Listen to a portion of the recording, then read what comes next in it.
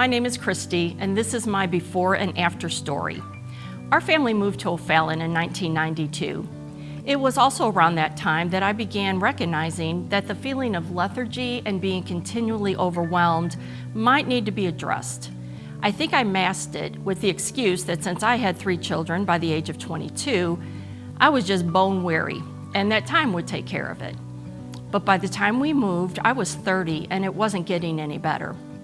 After the move, I made a feeble attempt to reattach to a new congregation of our denomination because I just didn't have the emotional strength to do it.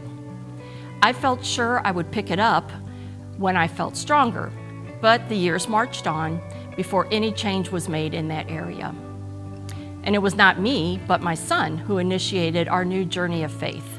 He was in middle school and wanted to participate in a youth group that was very much not our denomination. I didn't say no, but there was no way he was going alone. It started that simply. Our original church did not prepare us for building a relationship with Jesus. In fact, Jesus and the Bible were really only reference points at best. But through my son's church involvement, I experienced that Jesus should always be front and center, and that the Bible was the foundation of knowledge. I felt myself change. The truth was chasing me down. Ironically, it was the clinical depression that I had eventually been diagnosed with that provided the springboard for my relationship breakthrough with Jesus. My depression made me feel trapped in emotional darkness. That made me start to panic a little bit, and anxiety set in. I felt there was nowhere to turn for relief.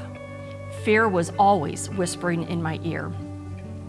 I prayed intermittently for God's help in lifting me out of the darkness, but I was still in my old pattern of keeping Him at bay.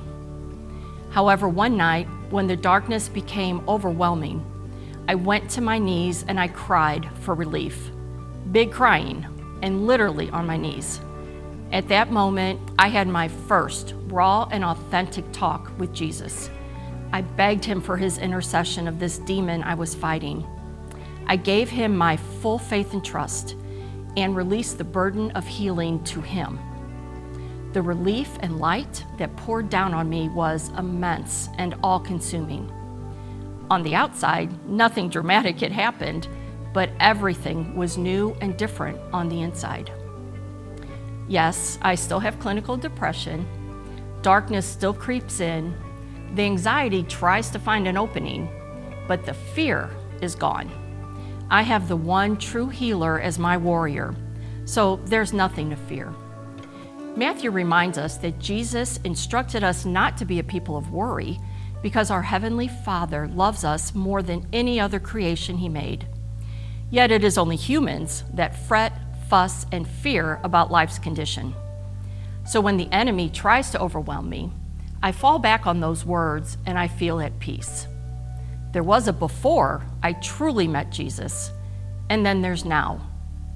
It's only one thing, but it's everything.